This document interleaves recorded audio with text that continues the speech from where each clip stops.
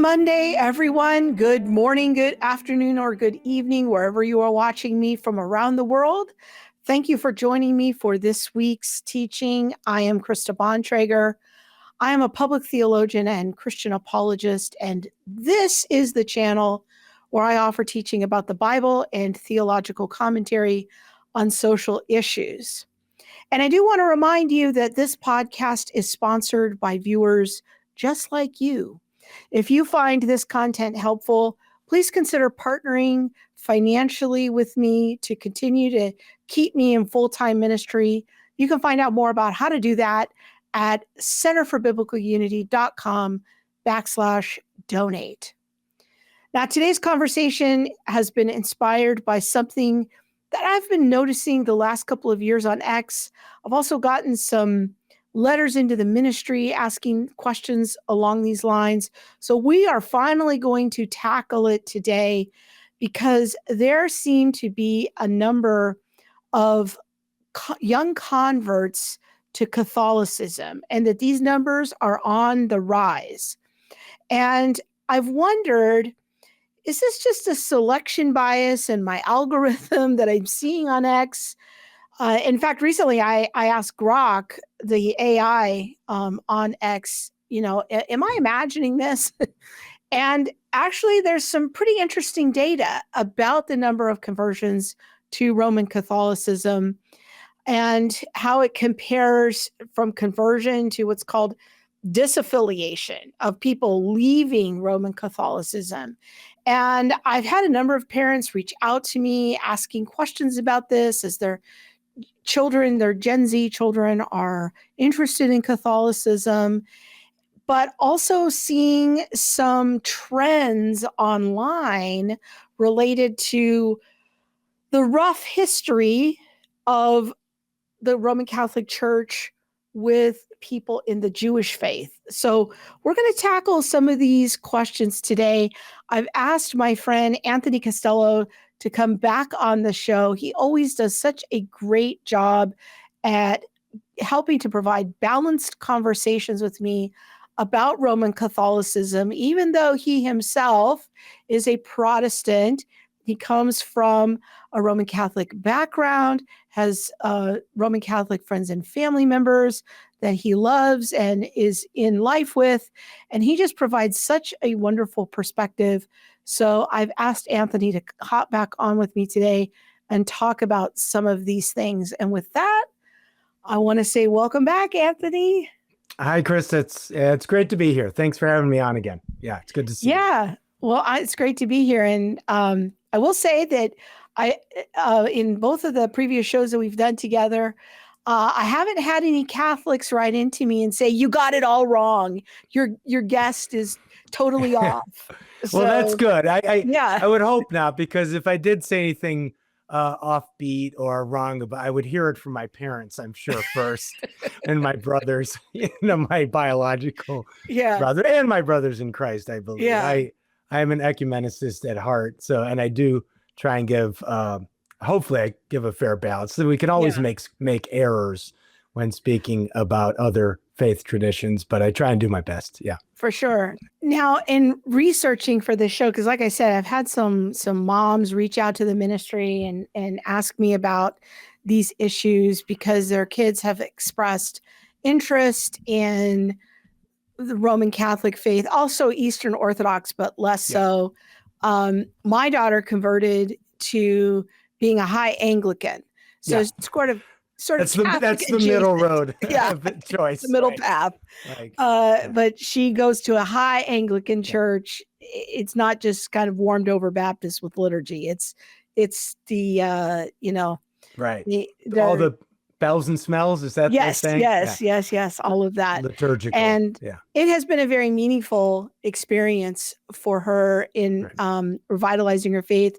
She just got married recently at her church, met a young man there at the parish, and is really thriving. And there's something, I think, in her generation, a person in their 20s, they've grown up in evangelical Protestant churches, but something about the more historic streams is attractive for them. What are you noticing along these lines of what is drawing young people into the Catholic faith? Yeah, and I've seen the same phenomena in my own 11, now almost 12 years as an evangelical. When I was at seminary, there were, I can think of 4 guys right off the top of my head who they waited till they finished their seminary degrees. It was an evangelical seminary, but eventually converted 3 of them to Roman Catholicism, 1 to Eastern Orthodoxy. Obviously, all had grown up in the evangelical churches. But one thing maybe we need to separate out are the 2 questions. One is the question of like just kind of what are the statistics, what are the numbers? The other is then when we're seeing conversions, can we get a read on why people are converting especially from evangelicalism or Protestantism to Catholicism? As far as the first question, just on the numbers, the stats, and I would point to, I think this a guy who's very well respected in the Roman Catholic sort of online community, is a Catholic apologist by the name of Trent Horn. Yeah. And he's a very, very honest, well-balanced, well-meaning sort of Catholic apologist. So I have no reason to doubt what he says about the numbers of Catholics leaving the Catholic Church as opposed to coming in. So he did a video in April of 2025. You can find it easily it's titled "Protestantism is Winning." And he goes through a recent Pew Research report, but he shows that the numbers are actually not very good as far as people coming into Catholicism as opposed to leaving Catholicism. And there's actually a far more attrition rate. The attrition rate is far higher than people coming in. And I've heard different numbers given, but it does seem like there are more people if people are converting to a Christian tradition, there are more converting to Protestantism than to Catholicism. And that may be just to dispel a sort of myth out there that like Protestantism is bleeding numbers. Is collapsing. And they're all going over to Roman Catholicism or Orthodoxy.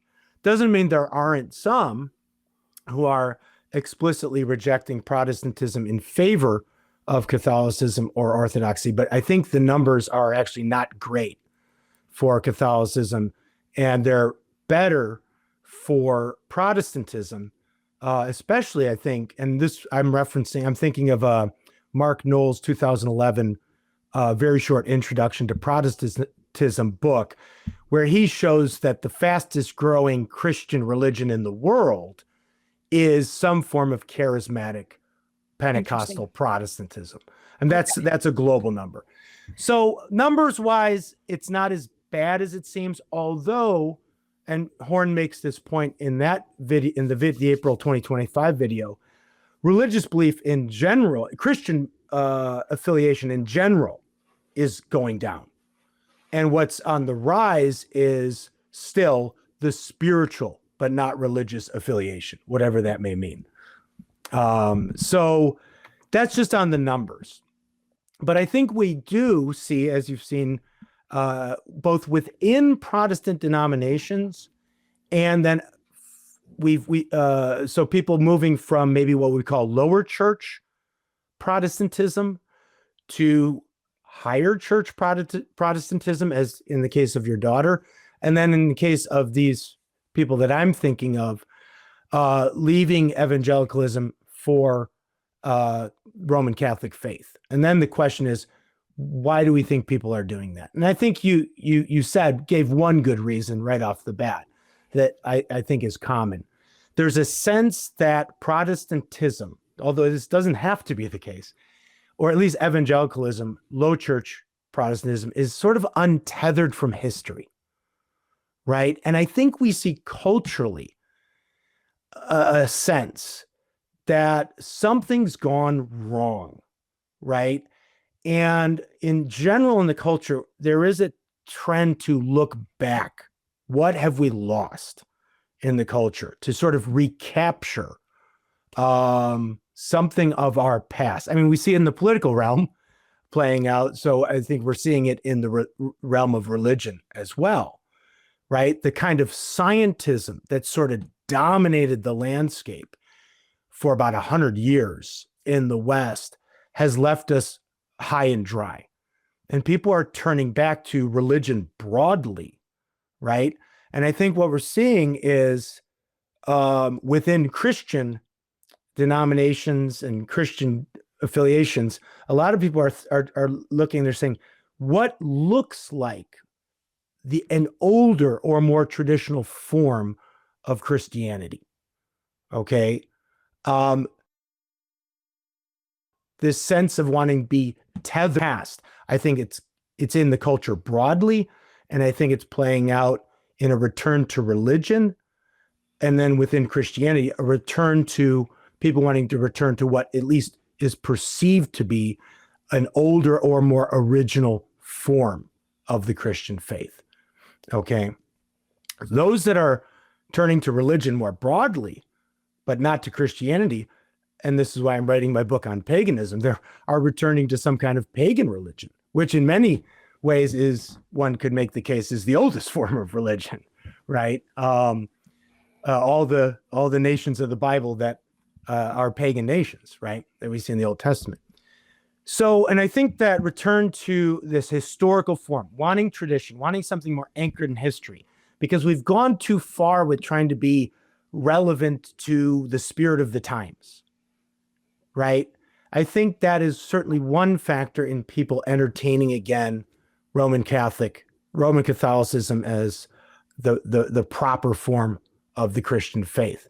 It's something actually that T.S. Eliot actually pointed out in the 1930s in his book, in his Cambridge lectures, which went on to be called a book, The Idea of a Christian Society.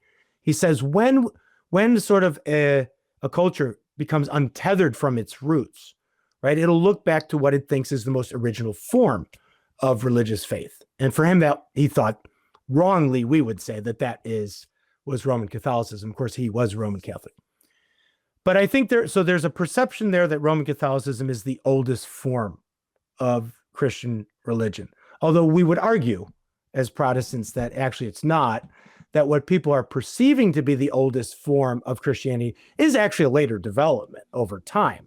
And what is maybe being recaptured is more of like a early Middle Ages Christianity, but that sort of, and this is where the I would call the aesthetic component comes in. The high liturgical form of Christianity that developed over time and that we sort of associate with sort of medieval Roman Catholicism, right? That feels old. It feels more original, more traditional than sort of our watered down or non-liturgical or sort of reductionistic sort of contemporary evangelical or Protestant worship, right? And one reason I think that it feels more traditional is because it's much more sensate. It's much more engaging with the senses, right? As we talked about the smells and bells, but there's a sensible or sensate aspect to the liturgy that a lot of people feel helps to reconnect them with God, right? And that's something I think Protestants need to explore. We need to think about that maybe more carefully. Have we gone too far in sort of eliminating anything sensible or sensate from our practice? Right now, obviously, the reformers had concerns about that sort of aspect of religion, and there's biblical reasons for why the sensible or the sensate in our practice can become problematic. And, we can just look at Romans 1:18-32. When do we start conflating the created with the creature with the creator, the created with the uncreated? So that's always a fear there. But I think too, like a lot of people are just have gotten tired with the sort of very modern, even postmodern attempts to be relevant with our religious practice. Now, this is in and we'll get to this when we talk about the traditional Catholic versus more progressive Catholic, because this is in the Catholic Church as well. There's been attempts to, push back or revise older looking forms of liturgy, to become more culturally relevant to the times. So you're going to get this in the Catholic Church itself. So I say you got the historical component, you got the liturgical or aesthetic component. And the third thing I'd say is both of those relate to, I think, is also this sense that the world is becoming re-enchanted again, right? Again, this disenchanted world that scientism thought was sort of going to explain the world to us just through the methods and tools of the natural sciences. That doesn't speak to the deeper parts of the more existential parts of the human soul, right? We need sort of the mythical, the meaningful, the religious, right? And I think as people have turned back since the 1960s towards religion in general, there's also a sense, and I'm seeing this more explicitly now, that Roman Catholicism or Eastern Orthodoxy, they have the better theological and practical resources to sort of engage with and answer the sort of more pagan worldview, right? If Roman Catholicism is the older, more religious view, if it engages more in the realm of the sensible or the sensate, but within the context of a biblical sort of worldview, then it is the better sort of answer to this return to sort of more pagan spirituality. It has the better resources than Protestantism does, which is a newer form of Christianity, which arises in modernity, which maybe is much more rationalistic and has lost the sense of the more spiritual nature of things. And therefore, this would be another reason why to return to Roman Catholicism, because it has these better sort of theological and spiritual resources to answer the religious world that we've sort of fallen back into. Now, I don't know if you've seen this in your research as well. What I saw is that there's a high number of converts to Roman Catholicism. A high number of those are former Protestants. And so there is, I think, an appeal. Like, I think young people, based on my conversations, they're like, I'm just really not up for the fog machines, the light displays, having my pastor dress up as a movie character from Toy Story. They want something more transcendent, more serious, and they don't want to have some version of cosplay as a part of their faith. That's a big part of the mindset too. Yeah. I totally get that. I mean, I remember having this conversation with the great Millard Erickson, who's a wonderful theologian, a great man, just a really nice man, at a conference a couple of years ago here at Biola that one of my old professors, Fred Sanders, put on. And Millard's older, and I think he was still in this mindset of we have to be culturally relevant. And he was talking about maybe setting up our churches where you walk in not to a sanctuary, but maybe a fireplace and something that looks more like a lounge where people can sit and talk. And I kind of got up and I said, Dr. Erickson, the trend is in the other direction. I don't think young people want that. People are converting to Catholicism or Orthodoxy. And again, I think it's, you mentioned the feeling of transcendence. We don't want the normal anymore. We don't want the mundane. We want the experience of the transcendent God, the transcendence of God. And the high liturgy and the aesthetics of it seem to, for many, to be a better vehicle of engagement for that than the dynamic worship, the rock music in the church, which I have to say, for me, it was the reverse. growing up Catholic in the liturgical mass, where there was an order to everything and a way to do things, and you didn't deviate from that. Walking into that that evangelical, it was kind of a mega church, for the first time, seeing people sort of drinking coffee in the lobby, then hearing the dynamic worship with like guitars and drums, seeing big screen. I mean, at first I was freaking out, and then I started to have this sense in my own soul of like, is it okay to worship God this way? For me, the experience was almost liberating. Like, it opened the door to like, there's not just sort of like this one liturgical way to worship God and everything else is verboten.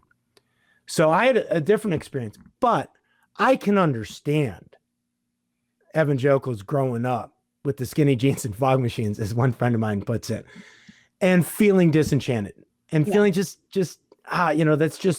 is just culture. And I don't want just culture. I want cultus. I want the Christian cult. And where do I find that? And that looks to me like to be more in the Catholic Church than in my contemporary evangelical church. I get it. Makes sense.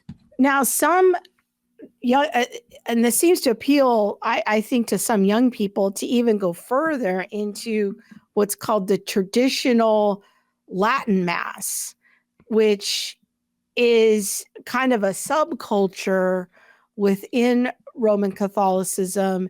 There's a number of young influencers. I'm thinking of Michael Knowles and Jack Posobiec that are pretty public in their social media about attending parishes that have the traditional Latin Mass. What is that about, and what is that subculture? I think we could chalk up some of the love, affection, affinity for the Latin Mass basically to what we just talked about within Protestant denominations, with people moving from lower church Protestantism to Anglicanism, or leaving Protestant evangelicalism for Catholicism. Same thing within the Catholic Church. You have more progressive Catholics who want to be more culturally relevant, who want to sort of not just change the practice, but potentially in changing the practice, jettison the traditional doctrines as well. And one reason for why some people might be attracted to the Latin Mass is, again, this is also an aesthetic component. It feels older. It feels more authentic to our faith. And that might be fine. I mean, the Latin Mass is a development. It's a historical development. The first services first couple hundred were not held in Latin. That's a historical development. It took time for the Latin to become the official language of the church, et cetera, et cetera. And it's certainly not only after Jerome, that's for sure. But so one would be, again, just that return to what is older, what feels more authentic to our tradition. And the second is also as a bulwark against progressivism in the church, a bulwark against changing practices to be more culturally relevant, which does have, and I think we talked about this last time when we talked about fiducia supplicans, which if you change the practices, that can affect your view of the doctrines that are not supposed to be changed, or at least the dogmas, but it's like this idea of like, we can just change practice over time. Eventually we will start to jettison, even if not explicitly, implicitly, the dogmas that we believe to be true.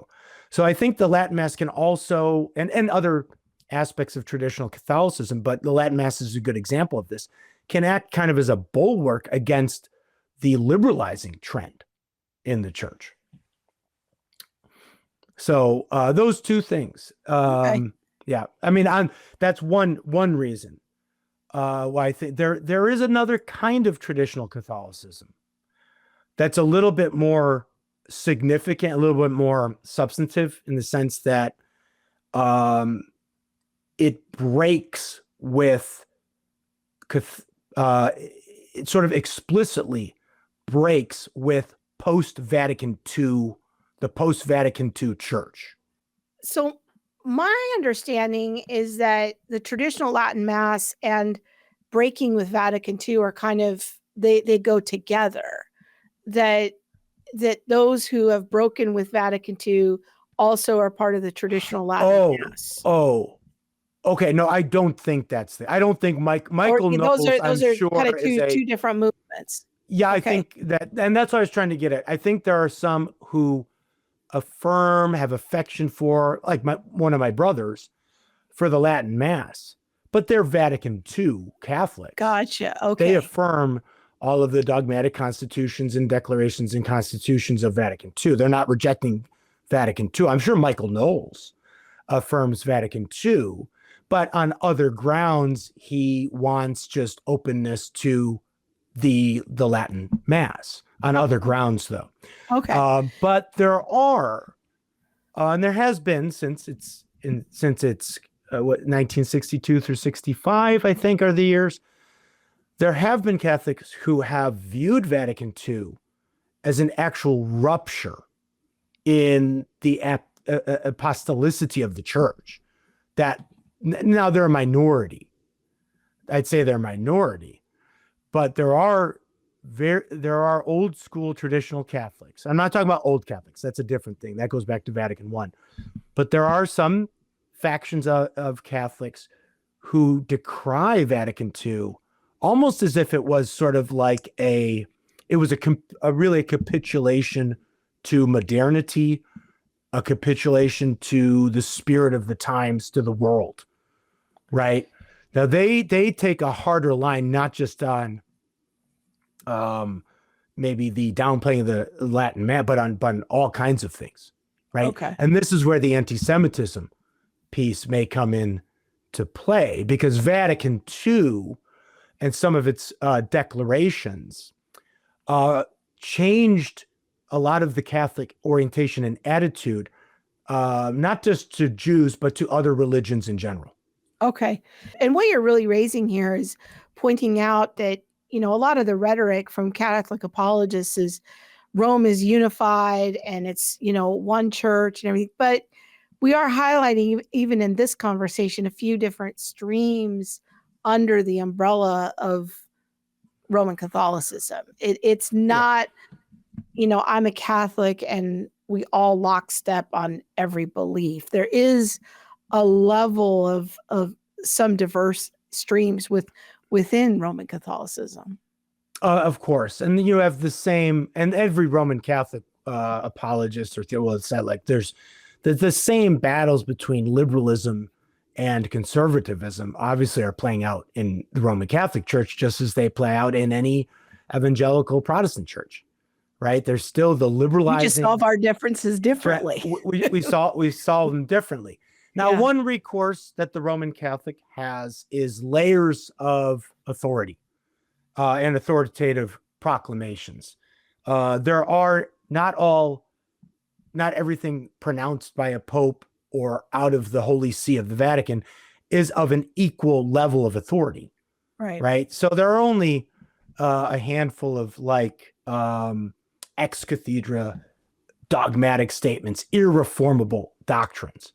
But then there are other kinds of authoritative declarations, but that the Roman Catholics say, but they're not, they could change over time, potentially.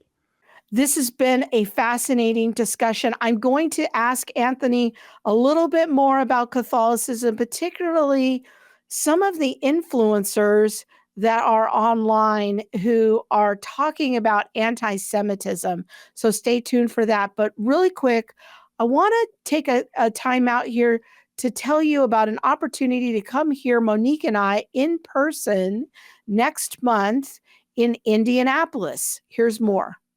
Truth and courage. Christians need a good dose of both in this current cultural moment. That's why you need to be at the 2025 Maven Conference. We are going to look at the anti-Christian culture that we're currently in and the unique challenges that it presents to us. The challenges of expressive individualism, the authority of the self, and how that dominates so much of our society. And then also critical theory, the ideas that permeate every institution And families and students need to figure out how to navigate those challenges. So join us in Indianapolis on Saturday, November the 8th, where you'll get a good dose of both truth and courage to help you navigate this challenging world. Go to mavenconferences.com to register.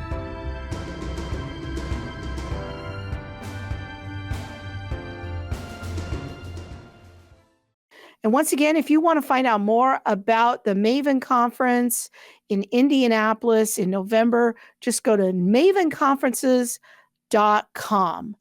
Okay, Tony. Yeah. Well, since you brought up the issues of anti-Semitism and Catholicism, I want to dig into that a little bit more, because there are some high-profile Catholics that are in the social media space, like Candace Owens and Nick Fuentes specifically, who express a lot of concerns about, and I'm going to put them in air quotes here, the Jews or Israel. And then on the other hand, the Jewish people that I've interacted with express concern that, especially those who are not Christians, they often think that all Catholics are anti-Semitic.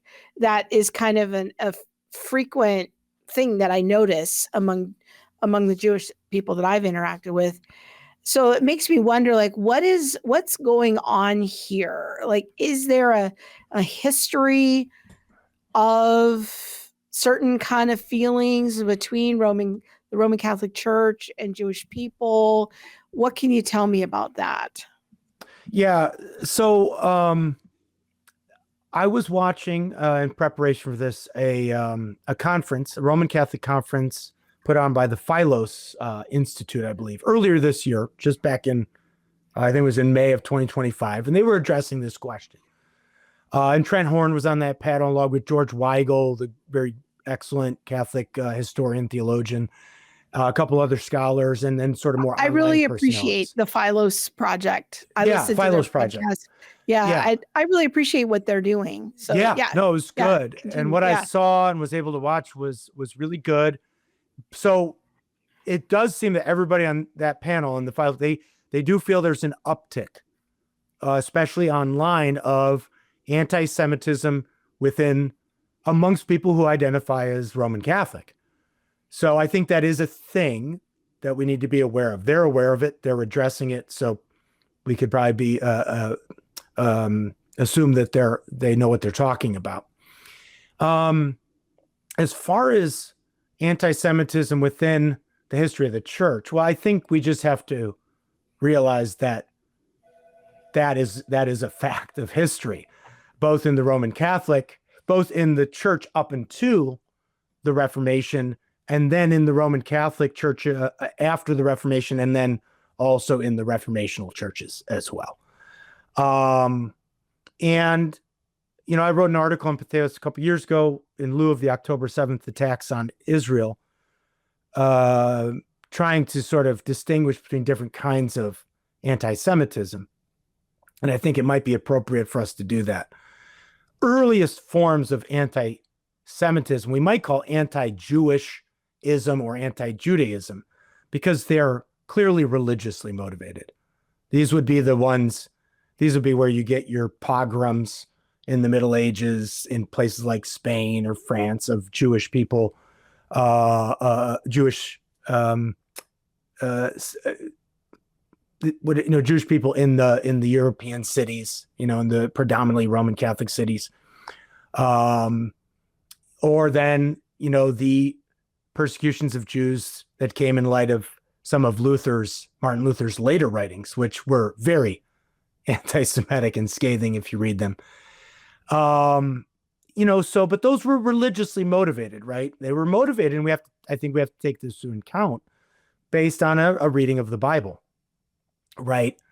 And an interpretation of the Bible and certain passages. You think of the passage in Matthew with Jesus's trial, where the Jewish leadership is saying, let his blood be on us and on the hands of our children, things like this.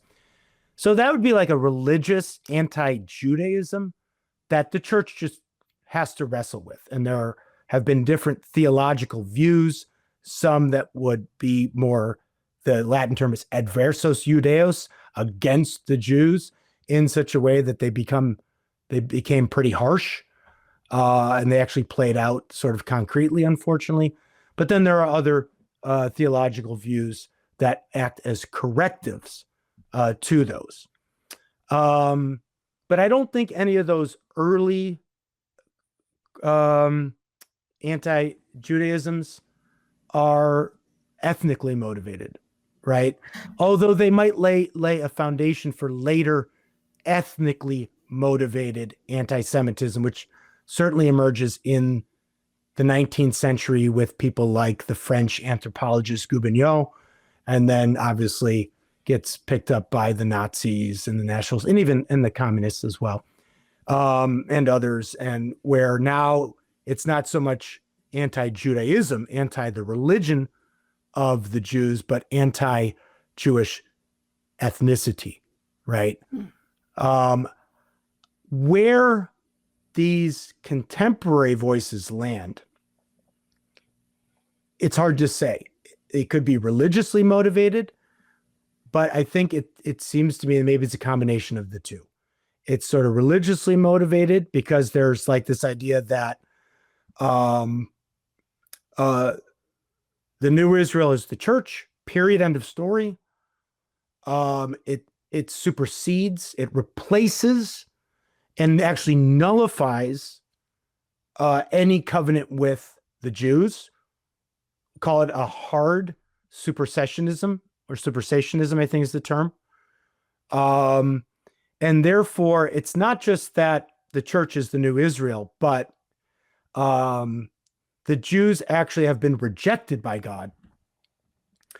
And it takes on a sort of an anti-Jewish sort of orientation, right? They are rejected by God. The church is favored by God. It is the new Israel. And we can sort of have this very negative orientation to the Jewish people themselves in their continued rejection of Christ as King, okay, and Lord and Messiah, okay?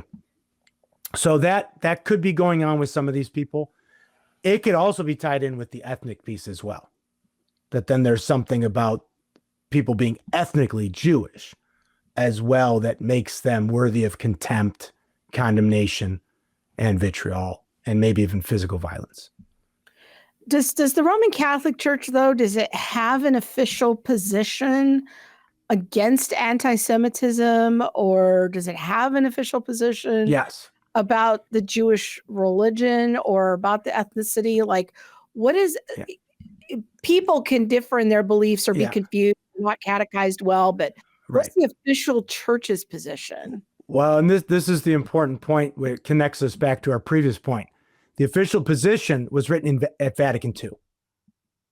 So if you, and primarily in a very short document, it's one page, everybody can read it in like 10 minutes, called Nostra Aetate, Our Times, that talks about the church being rooted in God's covenant with Israel. And it's a very sort of, it shows the spiritual bond of the church with Israel, right? So if you are a traditional Catholic in this second sense I've been using it, that thinks Vatican II is a betrayal of the true church, that it was, spawned by modernists or even postmodernists and a capitulation to the spirit of the world, well, then you reject all of the declarations and constitutions of Vatican II, one of which was Nostra Aetate, which was this grounding of the church in the Old Testament people of God, right? So if you reject, so that's where it could be in the rejection of Vatican II and a rejection of its declarations, not just on Judaism, but also other religions. You could be embracing what was just one strain in the Catholic Church. There were popes who condemned anti-Semitism or anti-Judaism in the Middle Ages as well. You'll find both, right? You'll find both. But there is a strain of anti-Judaism hard supersessionism in the Catholic Church up and until you get this formal corrective in Nostra Aetate at Vatican II. So some of these trad Catholics who are also flirting or maybe fully on board with sort of anti-Semitism, they may be sort of explicitly or implicitly picking up on this hard, what one author called hard supersessionism, in part because they reject Vatican II and documents like Nostra Aetate. Now, again, whether or not that's Candace Owens or some of these other people, I don't know. Yeah. But it gives me kind of the big picture of how to think about it. So if I'm in a conversation with someone who is a Roman Catholic, a very thoughtful Catholic, and they start saying a little bit like rough things about the Jews, one thing I want to know, and that is, first of all, that's not the official position of the church. Second of all, I might want to ask some clarifying questions about where they're getting these beliefs, or, and if the conversation about Vatican II comes up, then I'm going to have a little bit more context to know on what side of that dividing line that they're on. Yeah, I think knowing one could even reference, well, what are your views on Nostra Aetate? Or the other one is Dignitatis Humanae, which talks about other religions more broadly. Okay. Because, if we were to go back to ecumenical councils like the Council of Florence in 1441, or certainly Trent, and if we were to look at the anathemas that come out in a Council of Florence, a Council of Trent, and what it says about Jews, other Mohammedans, people, other religions, they're pretty harsh, right? They're basically just, you're outside the church, you're going to hell, right? And of course, at Trent, also about Protestants as well. You're outside the church, you're going to hell. The damnation that's where eternal damnation is what, you have to look forward to. Vatican II does soften some of that language, right? As well. So getting someone's view of Vatican II, and especially some of these documents like Nostra Aetate and Dignitatis Humanae, might give you some insight into why they have an adverse or negative view of the Jewish people or Israel, even as a land.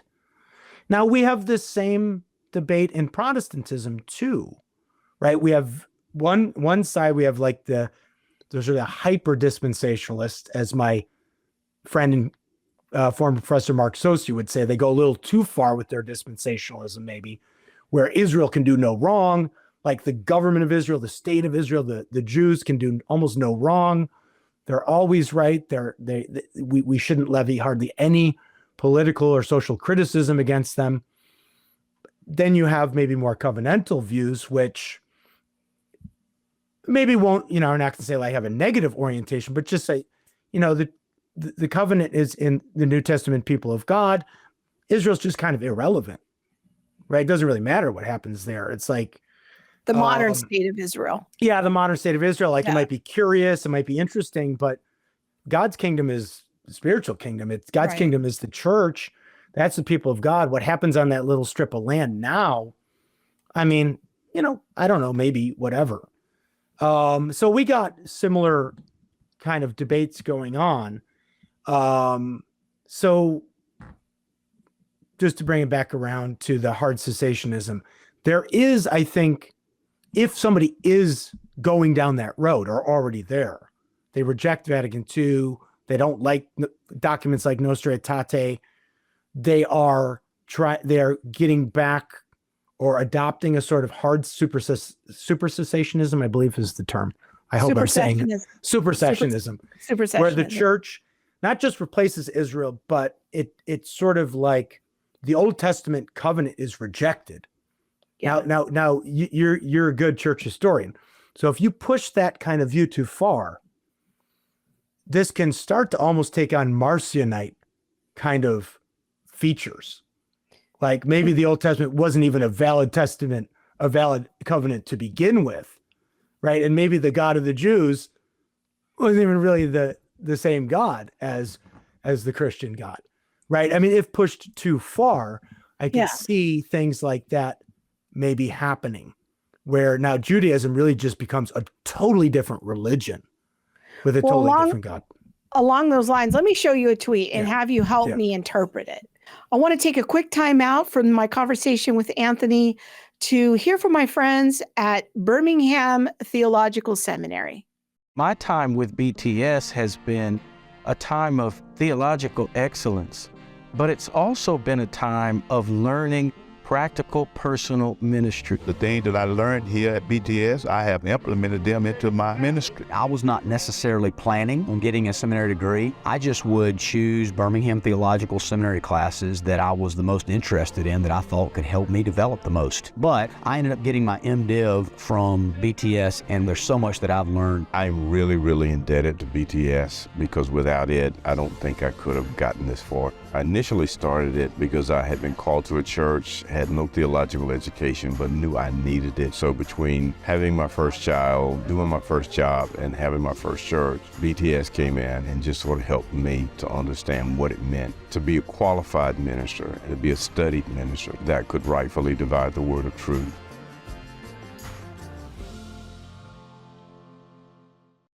And once again, if you want to find out more about whether or not BTS might be a good fit for you, go check out their website. It's at bts.education.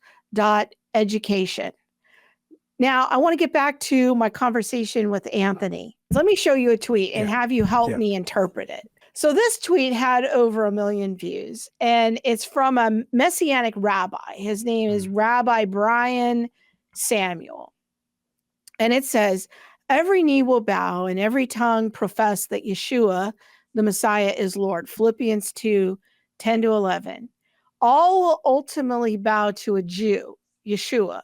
And then he tags at Real Candace O will bow to a Jew. At Dan Bilzerian will bow to a Jew. Highly recommend you do it on this side of eternity. Now, I don't like going around tagging really famous people, but these are people who are pretty outspoken on X about their concerns about Jewish people, and in particular the state of Israel. But to me, biblically, just citing this, that Jesus is a Jew, like, that's a fairly straightforward position to me. That doesn't seem super controversial. Not much happening there. Okay, and so then shortly after that, Candace Owens commented with a screenshot, I think, on this tweet. And here's what she says. "Can you explain to me why you don't believe in the New Testament, unless you need to cite it to convince Christians to bow to you? If you're quoting Philippians, why aren't you Christian? How does this work theologically?" And the last sentence doesn't really make any sense, because it's giving Satan doing the most in the desert. I don't know what that desert. I don't know. I don't know what that last sentence means. But then she seems to be saying here that maybe she's just not aware. Like, the most gracious reading I have of this tweet is that she isn't aware that Rabbi Samuel is a Messianic Jew. And so she's thinking he's maybe appropriating the New Testament and saying that Christians are going to bow to Jews. Jews in general. Something. That's my gracious reading of Candace's tweet. But then she continues. We all know the devil can quote scripture to fulfill his purpose. What you're doing here is satanic. You know, you have no power here. And then someone came on and tried to correct her and said, he's a Messianic Jew. Don't Messianic Jews believe in the New Testament? So someone was trying to help her out here. And her comment, though, is so confusing to me. This is deception. If you accept Christ as Messiah, you become a Christian. This Judeo-Christianity simply does not exist. And so I'm thinking, what is she saying here? Like, what is your interpretation? Is it that she is saying that you're no longer ethnically Jewish, religiously Jewish. She has strong opinions about the term Judeo-Christianity. I've heard her say that many times. I've heard many people in this stream of Catholicism, they do not like the term Judeo-Christianity, which to me, the term just means like we have certain shared values according to natural law. It's not a religious statement, but I don't know if you can give me any insight into what's happening here, because I see this kind of thing all the time. I do worry. And I say that we're both doing a podcast. I do worry about how social media might affect our psychological states and our intellectual capabilities, because my especially when you get into influential positions like somebody like Candace Owens. I mean, just millions of followers. Yeah. Well, I just do see some of these people sort of going off the rails in various directions, and one wonders if there's not something about being a social media celebrity, especially, that kind of causes you to go all over the place in your reasoning and stuff. So, benefit of the doubt, I'd say she just sounds confused. Okay, that's the most gracious reading of it. Yeah, right. But a less gracious reading would be, she rejects the idea that somebody who's ethnically Jewish can be a Christian. There are Messianic Jews, right? Yeah, Jews who accept Jesus I guess if Christ. You're a Messianic Jew, you shouldn't call yourself a Jew, because are you giving up your ethnicity? Like you're becoming a Gentile now? I mean, the Gentiles are grafted into Israel, not vice versa. It's not like Israel's grafted into the pagan world. I mean, pagans that's actually a pagan claim. Okay, and we won't go down that road, but I mean, the Gentiles are grafted in. Now, it's not the reverse. It's not like Israel is grafted into like the Roman world. So, I mean, I do worry about this, because I think we're seeing anti-Semitism. We're seeing anti-Semitism on the rise in the culture and in the church, and on the left and on the right, across the board. Yeah. I think we're there. I mean, to me, I say and again, I distinguish between religiously motivated anti-Semitism and then ethnically, and there's variations on those, because obviously there's a very clear religiously motivated anti-Semitism that comes not from Christians, but from Islam. I think that's a great point to help us land the plane here. Yeah. Thank you so much, Anthony, for coming on and talking through some of these issues with us. I really appreciate it. Always love conversations. And just thank you so much for being a resource for us. I'm going to make sure to put a link to our previous conversations in the description. So if people are curious about things we only hinted on, you can do a deeper dive there. So thank you so much. Thanks, Chris. It's always good to be on and to talk with you guys. Thanks for having me. I appreciate it very much. Okay. God bless. God bless. Well, I hope you found this conversation helpful. I know I did. I have a lot to learn. I'm always learning. Catholicism is a little bit mysterious to me because I've never been a Catholic, but I do appreciate the learning and the discussion. So let me know your feedback, what you found helpful in this discussion in the comments below, and make sure to share this podcast with a friend. I would really appreciate that. And we will see you again very soon. In the meantime, make sure to check out my short form podcast, As Seen on X. I try to drop a couple of episodes of that a week where I'm talking about current events in light of the historic Christian worldview. Thank you so much for watching. Have a good week, and God bless.